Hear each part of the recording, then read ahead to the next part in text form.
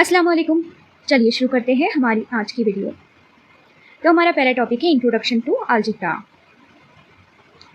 सबसे पहले हमें जानना ज़रूरी है कि अलजेब्रा आखिर होता क्या है।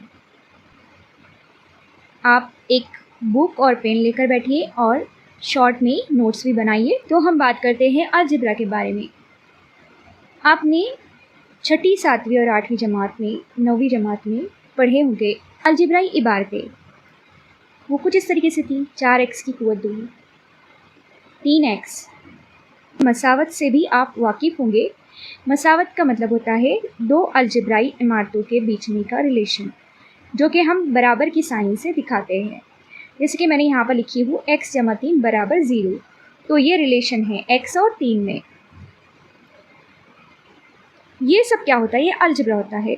इसमें हम क्या करते हैं? इसमें हम हिसाबी अमल को अलामतों के ज़रिए ज़ाहिर करते हैं। यानी कि जो ये मुतग़य्यर होता है ना, आपने देखे होंगे मुतग़य्यर x, y, z, a से लेके z तक हम उसे यूज़ कर सकते हैं। तो ये हमारी अननोन क्वांटिटी होती है, यानी इसकी कीमत हमें मालूम करनी होती है। तो हम क्या करते हैं कि हिसाबी अमल को इन अलामत के ज़रिए से ज़ाहिर करते हैं और उसकी कीमतें निकालते हैं। इसी हमारी इल्म रियाज़ी की शाख को हम अलजेब्रा कहेंगे। तो अलजेब्रा के बानी कौन थे? आपको याद रखना है कि अलजेब्रा के बानी थे मोहम्मद इब्ने मूसा अल ख्वारिज़मी। ये एक मुस्लिम रियाज़ीदान थे जिन्होंने सबसे पहले अलजेब्रा की खोज की थी।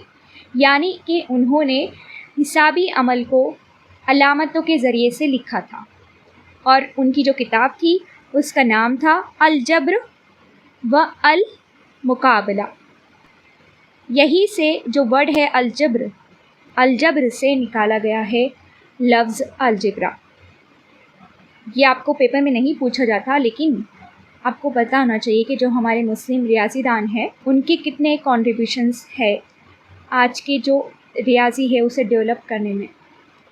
ठीक है, तो उनका नाम है मोहम्मद इब्ने मूसा अल ख्वारिज़मी। इन्हें हम कहेंगे फादर ऑफ अलजेब्रा, यानी अलजेब्रा के बानी। आई होप आपको समझ आ गया होगा। चलिए हम हमारे दूसरे टॉपिक की तरफ बढ़ते हैं। तो ये आपकी टेक्स्ट बुक है 10वीं क्लास के लिए, रियाज़ी हिस्सा 1, मतलब कि अलजेब्रा की। टेक्स्ट बुक में से पढ़ने से पहले हमें जानना ज़रूरी है कि कौन से चैप्टर को कितना वेटेज है, यानी कि आपके पेपर में, आपके बोर्ड के एग्ज़ाम में कौन सा सबक कितने नंबर का आ सकता है। तो हमारा टॉपिक है सेकेंड, चैप्टर वाइज वेटेज। तो आप आपकी टेक्स्ट बुक निकालिए और उस पर जो फहरिस्त है वो निकालिए और मैं आपको यहाँ पर मार्क्स बताते जाऊँगी और आपको उस पर लिखना है।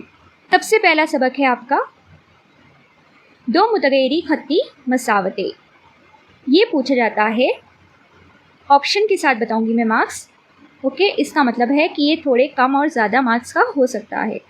तो पहला जो चैप्टर है दो मुतग़य्यरी खत्ती मसावतें, ये पूछा जाता है तकरीबन 12 मार्क्स का। कितने मार्क्स का? 12 मार्क्स का। आप पेंसिल से लिख सकते हैं 12 मार्क्स का। उसके बाद दूसरा सबक है मुरब्बई मसावतें। मुरब्बई मसावतें पूछा जाता है तकरीबन 12 मार्क्स का। सेम वेटेज है दोनों चैप्टर का और दोनों ही चैप्टर मोस्ट इम्पॉर्टेंट है। ठीक है, क्योंकि इन दोनों का वेटेज ज़्यादा है तो ये इम्पॉर्टेंट है। उसके बाद है हिसाबी तसाउद। ये सबसे आसान जाएगा इंशाल्लाह आपको और ये 8 नंबर के लिए आता है। उसके बाद है माशी मनसूबा बंदी, ये भी 8 नंबर के लिए आता है। ओके, उसके बाद देखिए, उसके बाद है एहतिमाल और शुमारियात। तो एहतिमाल आपका 8 नंबर के लिए आता है और शुमारियात 12 नंबर के लिए आता है। तो आपको नंबर्स से पता चल रहा होगा कि पहला, दूसरा और जो छठा सबक है वो हाई वेटेज वाला है, यानी 12 12 12। 3 चैप्टर्स ये आपके 8-8 मार्क्स के हैं। ठीक है, अब हमें ये तो पता चल गया कि हर चैप्टर को कितने मार्क्स दिए गए हैं बोर्ड में। अब हमें ये भी पता होना चाहिए कि हमारा पेपर किस तरह से आने वाला है। तो हमारा नेक्स्ट टॉपिक है पेपर पैटर्न। चलिए देखते हैं पेपर पैटर्न। तो पेपर पैटर्न लिखने के लिए आपको इस तरह से टेबल बनाना है जिसमें हम क्वेश्चन नंबर लिखेंगे, देन क्वेश्चन लिखेंगे, मीन्स ये किस टाइप का है, MCQ टाइप का है या सरगर्मी का है। उसके बाद है एक सवाल पे कितने नंबर, मार्क्स ऑन ईच। इसके बाद टोटल क्वेश्चन कितने हैं, यानी क्वेश्चन नंबर 1 में टोटल सब क्वेश्चंस जो छोटे सवाल रहते हैं वो कितने हैं। फिर इसके बाद टोटल मार्क्स हमको निकालने हैं। ठीक है, तो हम शुरू करते हैं क्वेश्चन नंबर 1 से। सवाल नंबर 1 देखिए यहाँ पर आपको विजिबल होगा, ये अलजेब्रा का पेपर है 2024 का। पहला सवाल देखिए, सवाल नंबर 1 का ए, कोई 4 मुतबादिल दिए गए हैं, उनमें से एक सिलेक्ट करना है।